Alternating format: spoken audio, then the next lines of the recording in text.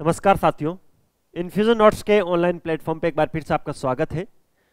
Daily current affair के session में आज अपन 1 से लेकर 5 फरवरी 2025 तक का जो भी मोस्ट इंपॉर्टेंट करंट अफेयर है उसको डिटेल एनालिसिस और स्टैटिस्टिक्स जीके के साथ कवर करने वाले हैं। सर 1 तारीख के बाद आपकी क्लास नहीं हुई, फरवरी में आपकी पहली क्लास, इतने दिन कहाँ चले गए थे? आपको मेरी आवाज़ से पता लग रहा होगा मेरे गले में थोड़ा इन्फेक्शन हो गया था, जिसके चलते मुझे हॉस्पिटलाइजेशन होना पड़ा और क्लास नहीं हो पाई। आज ठीक है, डॉक्टर ने मना किया था 4-5 दिन, बोला बिल्कुल भी मत बोलना, आपके गले में इन्फेक्शन हो गया है। उसके चलते पहले क्या थोड़ा कोल्ड हुआ, फिर ध्यान नहीं दिया तो फिर वो इन्फेक्शन में बदल गया। अब से रेगुलर क्लास होगी आपकी। सबसे पहले तो आरएस का आपने एग्जाम दिया होगा, और इस बार राजस्थान में जो आरएस का एग्जाम हुआ था उसका लेवल आपने देखा होगा। वो बोलते हैं ना, लेवल सबके निकलेंगे, उसी प्रकार का लेवल निकला था। कटअप बेसिकली बहुत ही कम जाएगी, क्योंकि पेपर सबके लिए हार्ड था, आपके लिए हार्ड था तो सबके लिए ही हार्ड था पेपर। सबसे बड़ी चीज़ है, आजकल पिछले 3-4 दिनों से मैं मतलब गले से बोल तो नहीं पा रहा हूँ, लेकिन आंखों से देख तो पा रहा हूँ, कानों से सुन तो पा रहा हूँ। बच्चों की शिकायतें हैं, मेरे से तो हालांकि नहीं है, मेरे पास तो किसी भी बच्चे का ऐसा फ़ोन मैसेज आया नहीं कि सर करंट अफेयर में भी क्वेश्चन इस प्रकार पूछे जाते हैं क्या। तो मैं पहले दिन से आपको क्या बोल रहा था, मैं यही बोल रहा था कि आप डेली के डेली करंट अफेयर पढ़ो। आपके मैसेज आते थे मेरे पास कि सर कोई डेली करंट अफेयर पढ़ाने की होती है कि आप रोज़ के 20 मिनट खराब करोगे हमारे आके, और इतना डिटेल में कौन पढ़ाता है। वो कमेंट आज भी मेरे पास पड़े हैं, अभी मैं उसको टेलीग्राम पे डालूंगा। बच्चों ने मेरे को मैसेज किए थे, कमेंट किए थे, सर क्लास को छोटा करो, इतने डेप्थ में क्या पूछे जाते हैं। और मैं आपसे हर बार यही कहता था, पिछले 4 महीनों से गला फाड़ फाड़ के यही बोल रहा था, पूछे जाते हैं पूछे जाते हैं, आप पढ़ो इंपॉर्टेंट है, पढ़ो इंपॉर्टेंट है। लेकिन आपको वो चीज़ें समझ में नहीं आई, तो उसका परिणाम क्या निकला?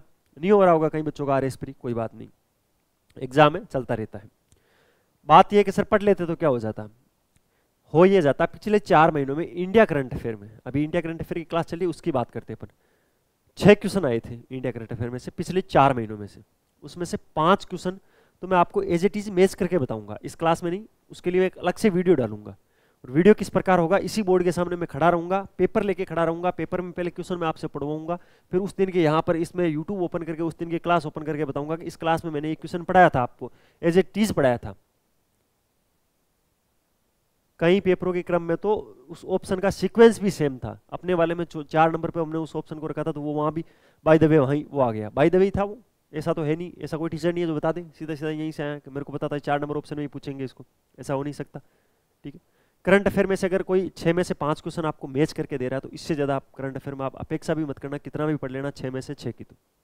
ठीक है, अच्छा एक वो 6वां क्वेश्चन था, वो भी मैंने कुछ दिनों पहले ही पढ़ाया था। समुद्र के अंदर, बाल्टिक सागर के अंदर नाटो ने जो केबलें बिछाने का काम किया था, वही क्वेश्चन था। उसमें देश पूछ लिया था, टॉपिक वही था, लेकिन उसमें देश पूछ लिया था, और देश मैंने नहीं पढ़ाया था आपको। लेकिन आप वहां पर नाटो के बारे में थोड़ी बहुत भी जानकारी रखते थे तो उस चीज को पकड़ सकते थे बाल्टिक सागर से, क्योंकि उसमें ऑप्शन कुछ इस प्रकार के दे रखे थे। कोई बात नहीं, 6 में से एक गलत करके भी आ जाओगे तो कोई इश्यू नहीं है, समझ गए। बाकी पेपर अच्छा लेवल का आया है। पॉलिटी के जो मैंने आपको टॉप 500 क्वेश्चन करवाए थे, उसमें से पॉलिटी के सारे क्वेश्चन फंसे हैं, उसकी भी मैं वीडियो आपको दूंगा। इससे ज़्यादा कुछ नहीं कर सकता। वीडियो ऐसे नहीं, मैंने अभी रिकॉर्ड कर ली, मेरी सारी वीडियो आपको यूट्यूब पर मिल जाएगी। मैं उस दिन की यूट्यूब की क्लास खोलूंगा, आपको बताऊंगा ये मैंने इस दिन अपलोड की थी, और यहाँ से इस क्लास को देखो आप, तब वो चीज़ें आपके समझ में आएगी। अब भी बोल रहा हूँ, हरियाणा पीसीएस की तैयारी कर रहे हो, एमपी पीसीएस की कर रहे हो, राजस्थान में वापस आरएस मेंस की तैयारी कर रहे हो, आरएस प्री की तैयारी कर रहे हो, किसी भी गवर्नमेंट एग्जाम की तैयारी कर रहे हो, 20 मिनट क्लास ले लिया करो। इस क्लास की पीडीएफ को जरूर पढ़ना है, क्योंकि 2 क्वेश्चन तो ऐसे थे जो क्वेश्चन में नहीं थे जो मैंने पढ़ाए, लेकिन मैंने जो उसका डिटेल एनालिसिस आपको करवाया था ना, उसके अंदर वो क्वेश्चन फंसे थे। लेवल है भाई, और लेवल बहुत ही शानदार आया था इस बार आरएस का। मैं ऐसा बोल सकता हूँ यूपीएससी से तो डबल अच्छा पेपर था वो। ठीक है, तो पिछली बार क्या हुआ कि आरपीएससी की बेवफाई को लोगों ने बहुत हल्के में ले लिया था, बोला आरपीएससी क्या ऐसे ही तो बनाती है। और एक तो पेपर टफ आना, एक दूसरी बार जो पिछली बार की जो कटअप गई थी ना, उसमें बताया क्या सीन हुआ था। उसमें सीन ऐसा हुआ था 98, 99, 100 तक कटअप गई थी, तो बच्चों के पहले भी माइंड में वो था कि हर बार 10 नंबर से बढ़ती है कटअप, इस बार भी बढ़ेगी। जिस बच्चे ने पहले राउंड में 70 क्वेश्चन सही किए, उसको लगा कि यार मैं 100 के आसपास ही पहुंच रहा हूँ, ज्यादा नंबर नहीं बन रहे मेरे, 91, 92 नंबर बन रहे। फिर उसने वहां पर पैनिक बटन दबा दिया, बोला यार पिछली बार भी नहीं हुआ तो इस बार तो होगा ही क्या। फिर उसने क्या किया, 120 क्वेश्चन अटेम्प्ट किए, 40 क्या की नेगेटिव मार्किंग की, फिर क्या है वो स्कोर डाउन हो गया। तो कभी भी पेपर में बैठते रहे, आप कभी भी ये एस्टिमेट मत करो, आप अपनी तैयारी पे विश्वास रखो कि मैंने इतनी पढ़ाई की है, मेरे से इतने हो रहे तो बाकी बच्चों से इतने ही हो रहे हैं, इससे ज्यादा नहीं हो रहे। आप मुझे इसमें अगर थोड़ी फ्री फायर भी करनी है तो थोड़ी लिमिट में करनी है। लेकिन सबसे बड़ी दिक्कत है, कटअप डाउन जाने का रीजन एक ही रहेगा, पिछली बार जो हाई कटअप गई थी उसके चलते बच्चों ने अटेम्प्ट ज्यादा कर लिए, उसकी वजह से। इस पेपर के अंदर अगर किसी ने 100 से ज्यादा अटेम्प्ट किए ना तो उसने अपने पैरों पे कुल्हाड़ी मारी है, था ही नहीं उससे ज्यादा करने का। 100 का मतलब आप समझते हो, आपने 133 नंबर का अगर अटेम्प्ट कर लिया है, 33 नंबर आप नेगेटिव मार्किंग में और गलत में चले जाओ फिर भी 100 नंबर, 100 तो बहुत सेफ है। जिसके 70 से ऊपर नंबर है, चाहे एक नंबर भी बन रहा है, वो सेफ साइड है। अच्छा, एक्चुअल में नंबर आ किसके रहे हैं? ऐसे ऐसे स्टूडेंट है जिन्होंने पिछला आरएस प्री दिया था, उनमें से कई बच्चों का आरएस मेंस क्लियर है, इस बार मेंस का रिजल्ट भी आ गया, 253 पे कटअप गई है, उनके भी नहीं बन रहे। बताओ, उनके भी नंबर नहीं बन रहे। जिसने पिछली बार 130 नंबर लिए थे उससे मेरी आज सुबह ही बात हुई थी, बोल रहे कट पट के सर 74 बच रहे हैं, 74 क्वेश्चन नहीं 74 नंबर बच रहे हैं। ये स्थिति है एक्चुअल के अंदर। इस बार थोड़ा पेपर के अंदर अटेंड भी कम लोगों ने किया था, पेपर ठीक रहा वो तो कम किया, तो जिन्होंने नहीं दिया वो ज्यादा खुश है देने वालों से, बोला मैं इतनी दूर जाता, अजमेर जाता, जोधपुर जाता, जयपुर जाता, ये पेपर तो मैंने दे लिया घर पे, आ रहे हैं 20 नंबर। तो भाई अब आगे जो भी एग्जाम है राजस्थान के अंदर विशेषकर, तैयारी बड़ी सीरियस होकर करनी पड़ेगी, चीजें बड़ी डिटेल में पढ़नी पड़ेगी। बात रही अपने नोट्स में से क्या आया सर, ये हवा हवाई की बात है, नोट्स में से कुछ नहीं आया। मेरी पूरी टीम काम कर रही है और मैं उसका भी एक वीडियो लेके आऊंगा आपके लिए। ये आए हैं सर, आप देखो एज ए टीज क्वेश्चन पूछे गए। तो इसीलिए आपको बिल्कुल भी एहतियात के साथ अब तैयारी करनी है। आगे की तैयारी, करंट अफेयर पिछले 4 महीनों के भी जिसने नहीं देखी, मैं तो बोल रहा हूँ डेली क्लास आके देखो आप। इसीलिए इस क्लास की पीडीएफ बिल्कुल फ्री ऑफ कॉस्ट है। कैसे मिलेगी क्लास के अंत में बात कर लेंगे उस पर भी। चलिए पहले आज की क्लास को शुरू करते हैं। 1 से 5 फरवरी तक का पढ़ेंगे। यहाँ पर 4 फरवरी पड़ा, आपको कंफ्यूज नहीं होना। जैसे ही 4 फरवरी का खत्म होगा उसके आगे 5 फरवरी का आ जाएगा। पीडीएफ तो आपको मिल ही रही होगी। एक्चुअल के अंदर थोड़ा ज़्यादा ही गले में दिक्कत है, आपको आज आवाज़ से लग रहा होगा। मेरी रेगुलर आवाज़ इतनी धीरे नहीं रहती है, मैं बड़ा फास्ट फ्लो में बोलता हूँ, ठीक है। तो ये आपकी शिकायत भी है कि सर आप तेज़ बहुत बोलते हो। तेज़ का मतलब ऊंची आवाज़ में नहीं, वर्ड की जो स्पीड है वो ज़्यादा है, लेकिन आज तो थोड़ा गला खराब है। तो आप चाहते हो खराब ही रहे तो सर थोड़ी ज़्यादा समझ में आए चीज़ें, कोई बात नहीं। चलिए पहला क्वेश्चन क्या है, नाइजर किस बीमारी को खत्म करने वाला पहला अफ्रीकी देश और विश्व स्तर पर 5वां देश बन गया है? देखिए, अफ्रीका महाद्वीप का पहला देश बना, ये अफ्रीका की फर्स्ट कंट्री बनी है और विश्व की 5वीं कंट्री बनी है। तो ये क्वेश्चन क्या है, इंपोर्टेंट है। बीमारी का नाम आपसे पूछा है, बीमारी का नाम है ओंकोसेरेसियासिस। ओंकोसेरियासिस बीमारी से मुक्त हो गया है नाइजर देश। कौन सा देश? नाइजर। नाइजर को विश्व स्वास्थ्य संगठन, जिसको अपन WHO बोलते हैं, वर्ल्ड हेल्थ ऑर्गेनाइजेशन बोलते हैं, उन्होंने मान्यता दी है कि जो ओंकोसेरासियासिस बीमारी है उसको खत्म कर दिया है। अफ्रीका का पहला देश है, विश्व स्तर का 5वां देश है। तो इससे पहले 4 देश कौन कौन से हैं? कोलंबिया, इक्वाडोर, ग्वाटेमाला और मेक्सिको। इन 4 देशों ने इस बीमारी को पहले ही खत्म कर लिया था और ये 5वां देश बन गया है, ठीक है। ये बीमारी एक्चुअल के अंदर जो ओंकोसेरेका वोल्वस परजीवी है उसके कारण होती है। परजीवी का नाम है इस बीमारी के। काली मक्खियों के द्वारा इसको फैलाया जाता है। ज्यादातर जो नदी किनारे इलाके फैले हुए हैं वहां पर ये काली मक्खी पाई जाती है। ये क्या करती है, इसको फैलाने का काम करती है। इस बीमारी का परजीवी कौन सा है? तो ओंकोसेरेका वोल्वस इसका परजीवी है और इसको फैलाता कौन है? काली मक्खी फैलाती है। इसीलिए नदी किनारे जो क्षेत्र है वहां पर ये ज्यादा फैलता है।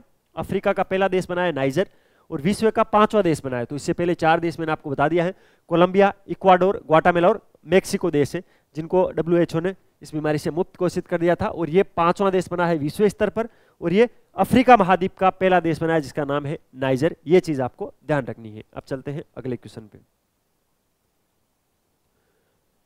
राजस्थान के किस शिक्षक को 1 मिलियन अमेरिकी डॉलर से GEMS education global teacher prize 2025 के लिए चुना गया है? इनका नाम है मोहम्मद इमरान खान मेवाती।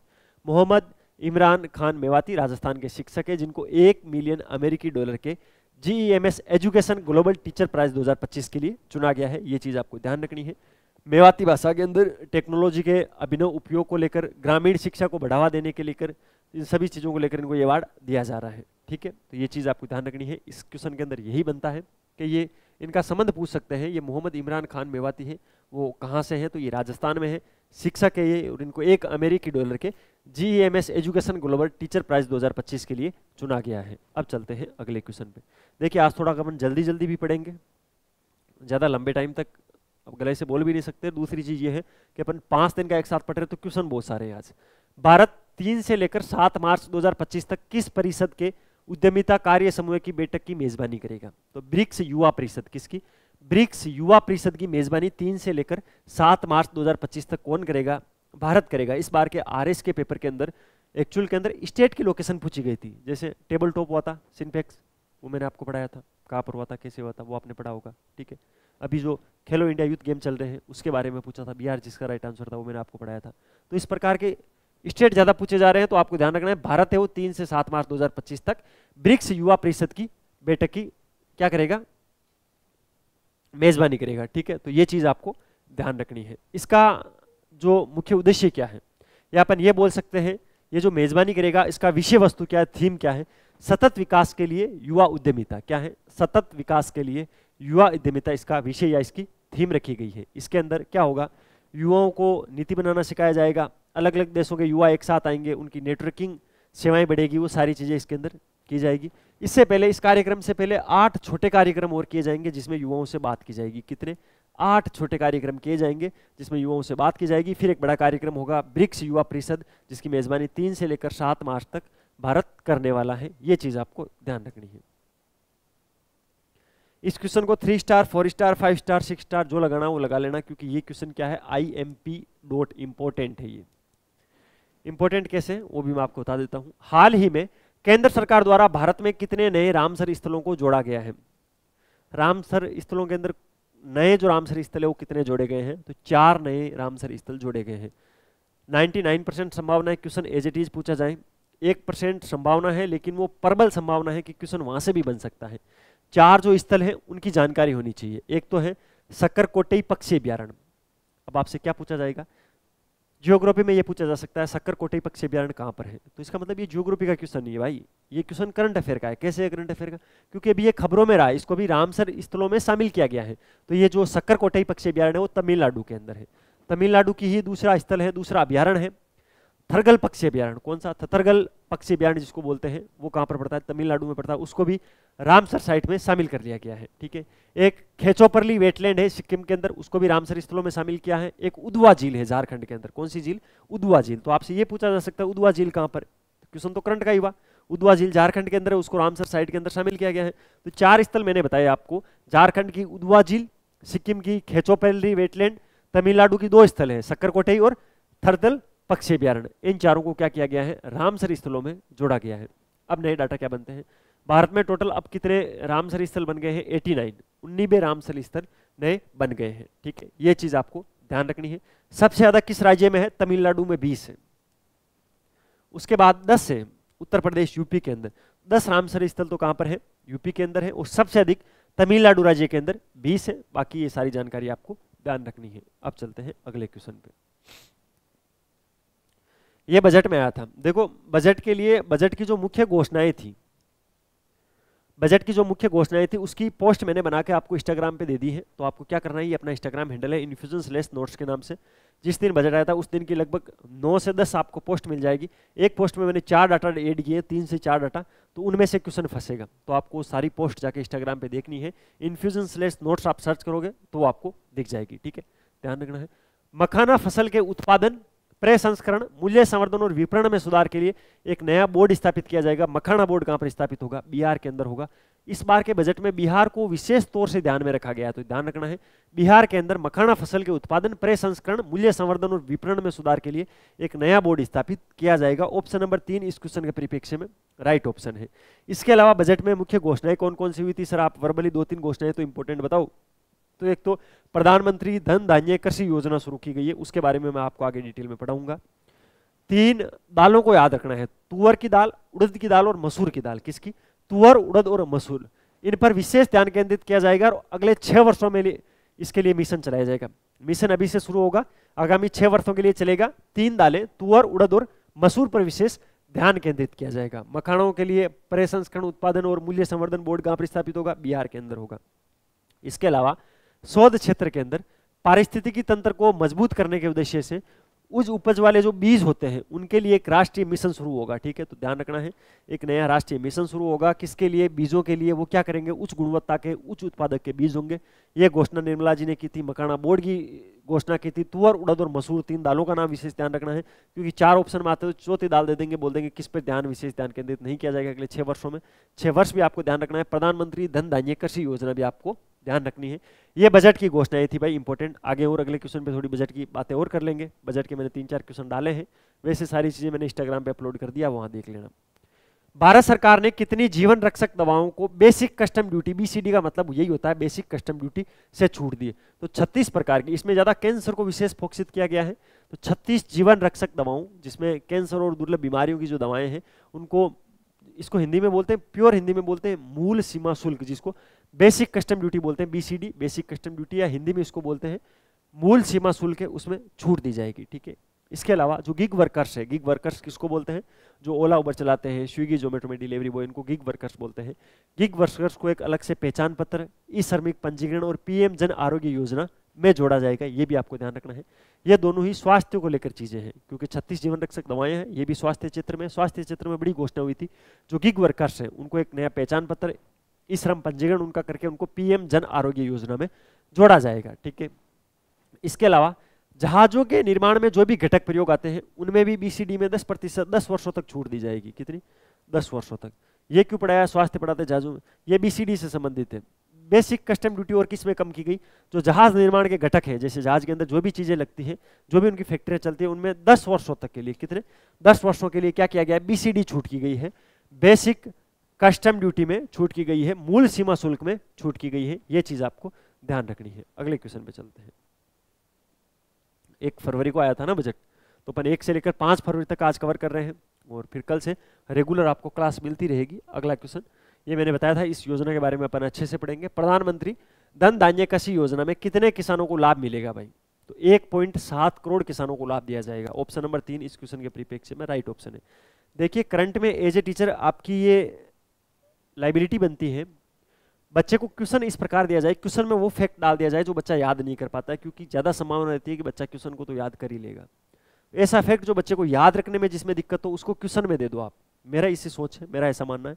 हो सकता है बच्चे को क्वेश्चन डिफिकल्ट लगे, लेकिन वो एक ऐसा फैक्ट याद कर लेगा जो बाकी बच्चों को याद नहीं है, तो बाकी बच्चों से वो आगे निकल जाएगा। वित्त मंत्री निर्मला सीतारमण ने 1.7 करोड़ किसानों को लाभ पहुंचाने के लिए प्रधानमंत्री धन धान्य कृषि योजना की शुरुआत की है, या उसकी घोषणा की है, जिसका उद्देश्य क्या होगा? कृषि उत्पादकता को बढ़ाना, फसल में विविधीकरण को लाना, यानी अलग अलग फसलों का उत्पादन करना, सिंचाई अवसंरचना में सुधार करना, सिंचाई के अंदर जो भी इंफ्रास्ट्रक्चर बना हुआ है उसके अंदर डेवलपमेंट करना, उसमें सुधार करना। इसके अलावा ग्रामीण विकास को बढ़ावा देना और ग्रामीण पलायन में कमी लाना। पलायन का मतलब समझते हो? अगर गांव में किसी व्यक्ति के पास रोजगार नहीं है तो वो क्या करेगा? बाहर जाएगा रोजगार की सर्च के अंदर। तो क्यों ना अपन गांव में ही खेती को इतना अच्छा बढ़ा दे कि वो बाहर नहीं जाए। तो ग्रामीण पलायन को रोकना भी इसका मुख्य उद्देश्य है। ठीक है, इसके अलावा तो वो मखाना वाला आप याद रखना, मुझे लगता है एग्जाम में पूछा जाएगा यार, वो मखाना बोर्ड बिहार के अंदर। ठीक है, तो बिहारी बाबू मखाना खाएंगे। मखाना बोर्ड कहां पर है? मखाना बोर्ड बिहार के अंदर है। आगे चलते हैं।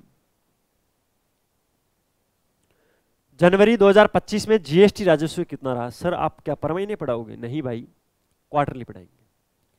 या अपन ऐसा मान लो कि जो पहली 6 माही थी उसके अंदर क्या रहा, उसको तो अपन आगे पढ़ेंगे ही। इससे पहले आप ये पढ़ो एक प्रॉपर जनवरी के अंदर, क्योंकि यहाँ पर एक बहुत बड़ा बदलाव हुआ था, वो ज्यादा खबरों में रहा था। ये जनवरी 2025 में जीएसटी राजस्व कितना वसूला है? 1.95 लाख करोड़ रुपए की जीएसटी मिली है जनवरी 2025 के अंदर। एक बहुत ही बड़ा आंकड़ा है ये। कैसे है? अपन क्या सर दिसंबर से इसका तुलना करेंगे? नहीं भाई, पिछले साल जनवरी में कितना आया था उससे तुलना करो। पिछली बार जनवरी से जितना आया था, मतलब मान लो कि पिछली बार जनवरी में 100 आया था ना, तो इस बार उसके अंदर 12.3% की वृद्धि हुई है। बहुत बड़ी वृद्धि है जीएसटी के अंदर। ठीक है, तो ध्यान रखना है जनवरी 2025 में जीएसटी राजस्व कितना मिला था? 1.95 करोड़ मिला था। इस समान अवधि के अंदर पिछले वर्ष 12.3% की वृद्धि देखी गई थी। इसके अंदर अलग अलग देख लो आप। केंद्रीय जीएसटी 36,077 करोड़ रुपए थी। राज्य जीएसटी जिसको अपन स्टेट जीएसटी भी बोलते हैं, एस जीएसटी जिसको बोलते हैं, वो 44,942 करोड़ थी। कितनी? एस जीएसटी सबसे ज्यादा थी। ये भी एक फैक्ट है। पीसीएस में ये फैक्ट पूछे जाते हैं स्टेट पीसीएस के अंदर कि भाई जो जीएसटी आपको मिली उसको क्रम में बताओ। जैसे इस बार राजस्थान इकोनॉमिक सर्वे में जीएफसीए पूछा था, जीएफसीए पूछा था ना भाई, उसका क्रम पूछा था किस सेक्टर के अंदर ज्यादा निर्माण हो रहा है आपका। तो उसमें पहले विनिर्माण था, ठीक है, फिर निर्माण था, फिर उद्योग, फिर कृषि और फिर उद्योग थे। ठीक है, ये चीज आपको ध्यान रखनी है। एस जीएसटी सबसे ज्यादा थी फरवरी के अंदर 44,942। जीएसटी कितनी थी? 36,077 करोड़ रुपए। इसके अलावा एक आईजीएसटी लगती है, ठीक है, वो 1 लाख करोड़ रुपए से ज्यादा थी। एक उपकर लगता है अलग से 13,412 करोड़ रुपए का था। इस प्रकार टोटल 1.95 लाख करोड़ रुपए इकट्ठे हुए थे, जो कि पिछली जनवरी से 12.3% अधिक है। सबसे ज्यादा वृद्धि किस राज्य में देखी गई? तो लद्दाख में 39% की वृद्धि देखी गई। कहां पर? लद्दाख में 39% की इंक्रीमेंट वर्दी देखी गई। इसके अलावा उसके बाद में नागालैंड और जो अंडमान निकोबार द्वीप समूह उसमें 26% की वर्दी देखी गई, इंक्रीमेंट देखा गया। आपको याद ये लद्दाख वाला रखना, लद्दाख के अंदर जनवरी में 39% तक की जीएसटी वसूली में वर्दी हुई है, ये चीज इंपॉर्टेंट है। अब चलते हैं आगे। तेजस सिरसे ने किस प्रतियोगिता में पुरुषों की 60 मीटर बाधा दौड़ में रजत पदक जीता है? भाई रजत पदक किसने जीता है? तेजस सिरसे ने जीता है। इसने एक रिकॉर्ड बना के ये जीता है, और ये कहां पर हुआ था आपसे ये पूछा गया है। तो मीरामास मेट्रोपोल फ्रांस के अंदर, ऑप्शन नंबर 1 राइट ऑप्शन है। मीरामास मेट्रोपोल फ्रांस के अंदर एक प्रतियोगिता थी जिसके अंदर 60 मीटर बाधा दौड़ यानी 60 मीटर का ट्रैक है, उसमें अलग अलग बाधाएं हैं, उनको क्रॉस करते हुए आपको दौड़ना है। रजत पदक जीता है, नाम है तेजस सिरसे। आपसे पूछ लिया जाएगा इनका संबंध किस खेल से, तो आप बता दोगे भाई धावक है, ठीक है, बाधा दौड़ में हिस्सा लेते हैं। रजत पदक इन्होंने जीता है। इन्होंने ये रजत पदक 7.64 सेकंड के अंदर इन्होंने 60 मीटर को क्रॉस कर लिया था, ठीक है, ये एक नया रिकॉर्ड है। उससे पहले क्या था? 7.63 था। इसी प्रतियोगिता के अंदर, इसी इवेंट के अंदर एनरिक लोपिस ने स्वर्ण पदक जीता था, उन्होंने 7.54 सेकंड के अंदर इसको पूरा कर लिया था। और फ्रांस के ही थे विलेम बेलोसियन, उन्होंने क्या जीता था? कांस्य पदक जीता था, 7.67 सेकंड में उन्होंने पूरा किया था। आपको वो ध्यान नहीं रखना है बिल्कुल भी, उन दोनों के नाम भी भूल जाना चलेगा, लेकिन आपको ध्यान ये रखना है तेजस सिरसे है, उन्होंने मीरामास मेट्रोपोल फ्रांस के अंदर 60 मीटर बाधा दौड़ के अंदर रजत पदक जीता था और एक नया रिकॉर्ड बनाया था, नया राष्ट्रीय रिकॉर्ड था ये भाई, ये चीज ध्यान रखना है, भारत का रिकॉर्ड था। नया तो कैसे ही बनेगा, जब गोल्ड मेडल जीता तो उन्होंने विश्व स्तर पर तो अच्छा किया ही उनसे, तभी गोल्ड मेडल दिया है उनको। विश्व आर्द्र भूमि दिवस किस तारीख को मनाया जाता है? तो प्रतिवर्ष 2 फरवरी को विश्व आर्द्र दिवस मनाते हैं अपन, ठीक है, आर्द्र भूमि दिवस मनाते हैं 2 फरवरी को। 1971 के अंदर आपको एक पता होना चाहिए, बहुत बड़ा समझौता हुआ था, रामसर कन्वेंशन हुआ था, उसके प्रतीक के रूप में अपन 2 फरवरी को मनाते हैं, 2 फरवरी 1971 को हुआ था। भारत इसके अंदर शामिल कब हुआ था? ये आपसे अलग से भी पूछे तो बता देना। 1982 के अंदर भारत इसके अंदर शामिल हुआ था, रामसर कन्वेंशन में भारत शामिल हुआ था 1982 के अंदर, ठीक है। अभी मैंने रामसर को लेकर चीजें पढ़ा दी थी। 4 नई जगह मैंने बताई थी, उदवा झील झारखंड के अंदर, तीर्थगल और सकरकोटे तमिलनाडु के अंदर, और खेचोपल्ली सिक्किम के अंदर नए रामसर साइट के रूप में है, और टोटल 89 हो गए हैं। 20 सबसे ज्यादा तमिलनाडु में है, और उसके बाद में उत्तर प्रदेश में 10 है। एक क्वेश्चन बन सकता है भाई, टोटल रामसर क्षेत्रफल कितना है भारत के अंदर? 1.358। एम क्या लिखा है सर आपने? Million Hector, MH million Hector.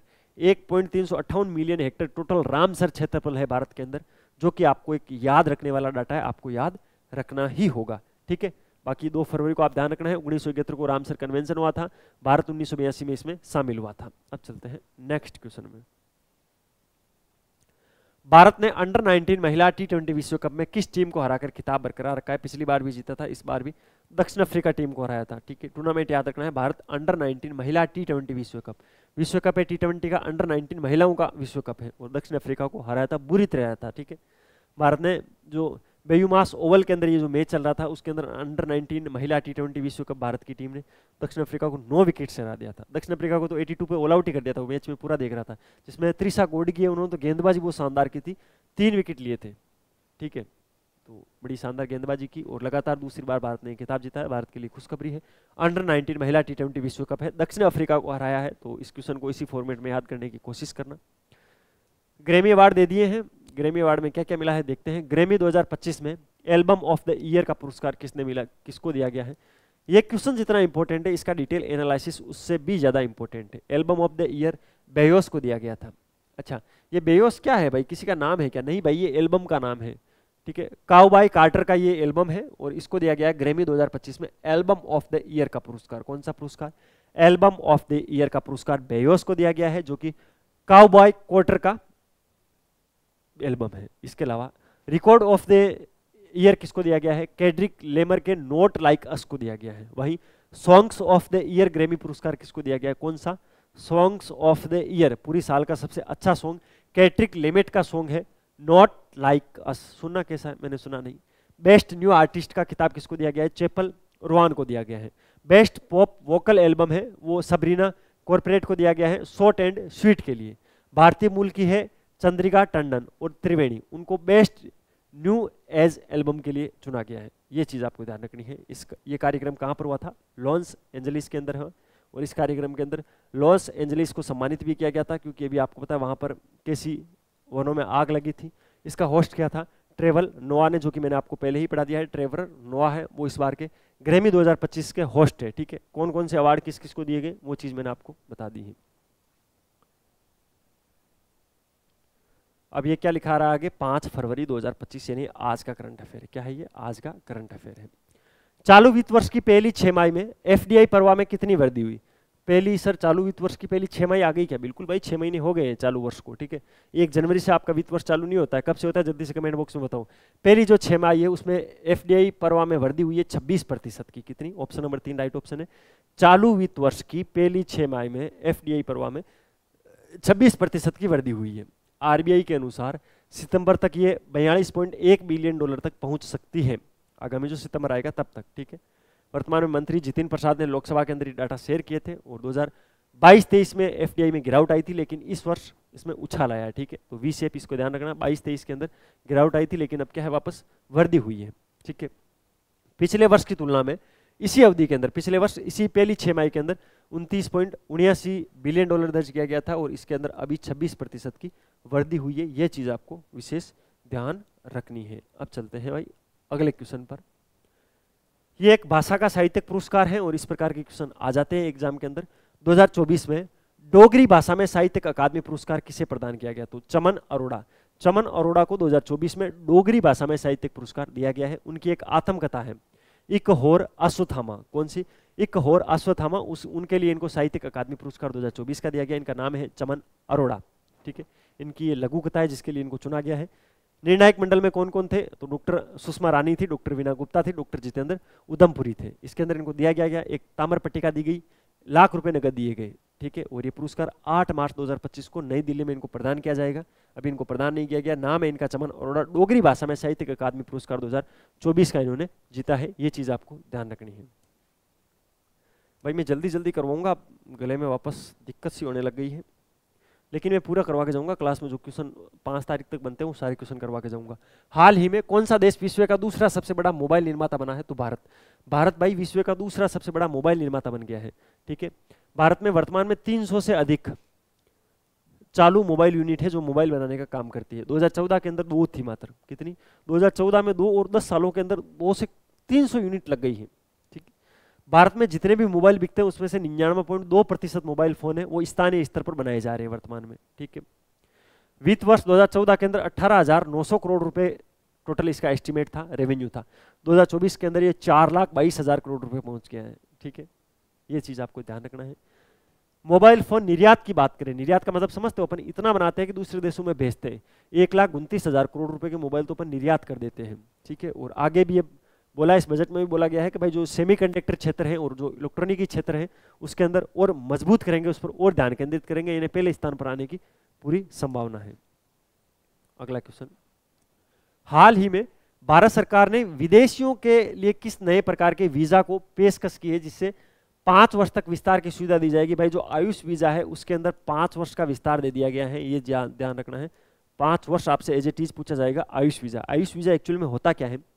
अगर कोई विदेशी नागरिक है, समझ गए, उसको कोई बीमारी हो गई और वो भारत की जो आयुष पद्धति है उससे उसका इलाज करवाना चाहता है तो उसके लिए उसको आयुष वीजा लगाना होता है। ठीक है, पहले अधिकतम 3 वर्ष का लगता था, अब इसको 5 वर्ष का कर दिया है। ठीक है, विदेशी नागरिकों के लिए है। विस्तार के लिए भारत के अंदर किसी भी मान्यता प्राप्त अस्पताल से एक प्रमाण पत्र लेना आवश्यक है कि भाई यहाँ पर मेरा इलाज चल रहा है, वो प्रमाण पत्र दे दो। और जो भी आवेदक है वो अपनी एक सवित्तीय उपचार वे प्रमाण पत्र के रूप में दे, भाई मैंने इतना खर्च किया है यहाँ पर, मेरा यहाँ पर खर्च कंटिन्यू है और मैं यहाँ पर इलाज करवा रहा हूँ, तो 5 वर्ष का आयुष वीजा उसको दे दिया जाएगा। ये चीज भी आपको ध्यान रखनी है। अब चलते हैं अगले क्वेश्चन पर। ठीक है, अगला क्वेश्चन क्या है? हाल ही में सरकार ने पीएमई ड्राइव योजना के लिए कितनी राशि आवंटित की है? भाई पीएमई ड्राइव योजना के लिए नई राशि का आवंटन हुआ है 10,900 करोड़ रुपए। ऑप्शन नंबर 2 राइट ऑप्शन है। इससे क्या क्या जाएगा? इसके अंदर शहरी और ग्रामीण क्षेत्र के अंदर ईवी जो व्हीकल है, इलेक्ट्रॉनिकल जो व्हीकल है, उनको अपनाया जाएगा। इसके लिए ई बाइक हो गया, ई ट्रक हो गया, ई बस हो गया, ई एम्बुलेंस हो गया, अलग अलग चार्जिंग स्टेशन हो गए, उन सब पर पैसे खर्च किए जाएंगे। वर्तमान में मंत्री हैं भूपति राजू श्रीनिवास वर्मा, उन्होंने लोकसभा में ये विवरण दिया है कि 10,900 करोड़ रुपए का मैं आवंटन करता हूं ईवी के क्षेत्र में, इलेक्ट्रिक के क्षेत्र में। ठीक है, अब चलते हैं अगले क्वेश्चन पर। बड़ा ही शानदार क्वेश्चन है। हाल ही में WHO वर्ल्ड हेल्थ ऑर्गेनाइजेशन ने किस क्षेत्र में कैंसर के बढ़ते बोझ को लेकर चेतावनी जारी की? तो दक्षिण पूर्वी एशिया। दक्षिण पूर्वी एशिया में कैंसर बहुत ज्यादा पैर पसार रहा है भाई। WHO ने कहा है कि 2050 तक दक्षिणी पूर्वी एशिया में कैंसर के मामलों और मौतों में 85% तक की वृद्धि आ जाएगी। उनका एक अनुमान है, जिसके अंदर मुंह का कैंसर हो गया, गर्भाशय गिरवा का कैंसर जो हो गया, जिसको अपन सर्वाइकल ट्यूमर बोलते हैं, सर्वाइकल कैंसर जिसको बोलते हैं, जो ह्यूमन पेपिलोमा वायरस से होता है, मैंने आपको पढ़ाया था, ठीक है। और एक बचपन में कैंसर हो रहा है, पता नहीं क्यों हो रहा है, और उसमें बहुत बड़ी इंक्रीमेंट है, बहुत बड़ी वृद्धि हो रही है। तो WHO ने बोला है कि 2050 तक दक्षिणी पूर्वी एशिया में 85% तक की वृद्धि हो जाएगी। जहां अभी एक आदमी को कैंसर हो रहा है, वहां पर लगभग 8.5-9 आदमियों को कैंसर हो जाएगा, ठीक है। कुछ देशों ने इसके लिए एक अच्छा इनिशिएटिव लिया है, जैसे तंबाकू के उपयोग को कम करना। एक HPV का टीकाकरण लड़कियों में बहुत ही जरूरी है, ह्यूमन पेपिलोमा वायरस। उससे क्या होता है, गर्भाशयी कैंसर होता है, सर्वाइकल कैंसर जो होता है, उससे बचने के लिए कई देश है जो राष्ट्रीय कैंसर नियंत्रण योजनाएं भी विकसित कर रहे हैं, लेकिन ये प्रयास सफिशिएंट नहीं है। प्रयास क्यों सफिशिएंट नहीं है? एक तो जो कैंसर का निदान है वो बहुत ही विलंबित है, यानी आदमी जब तक सेकंड थर्ड फेज पे नहीं जाता है तब तक तो वो जांच भी नहीं करवाता है।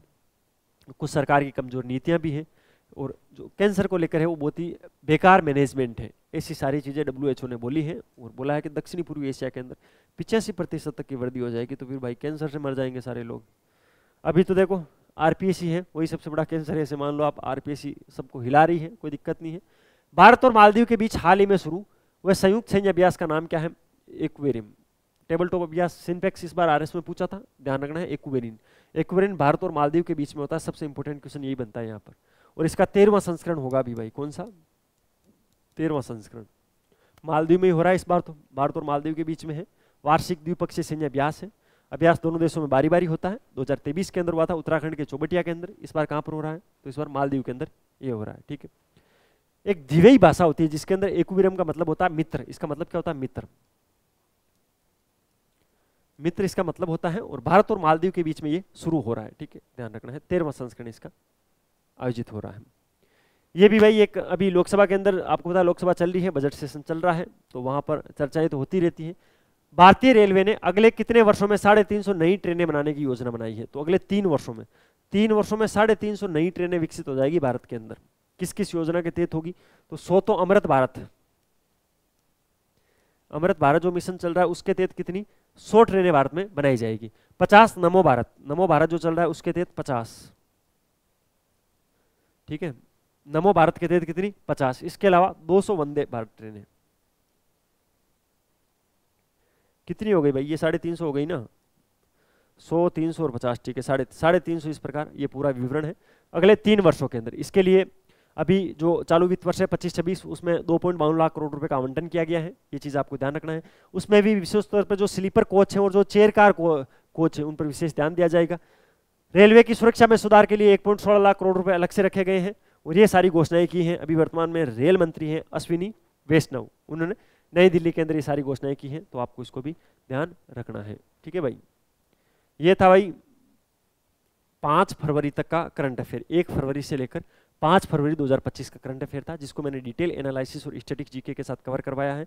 बाकी देखो गला खराब है, ज़्यादा कुछ नहीं कहूँगा मैं आपको। वीडियो को लाइक वाइक कर देना, शेयर वेयर कर देना, सब्सक्राइब कर देना, अच्छा सा कमेंट कर देना, इस नंबर पे मैसेज कर देना। PDF बिल्कुल फ्री ऑफ कॉस्ट डेली मिल जाएगी, एक बार मैसेज करना है। मिलते हैं कल फिर नए सेशन के साथ, तब तक अपनी तैयारी जारी रखो, अपने स्वास्थ्य का ध्यान रखो। टेक केयर, जय हिंद।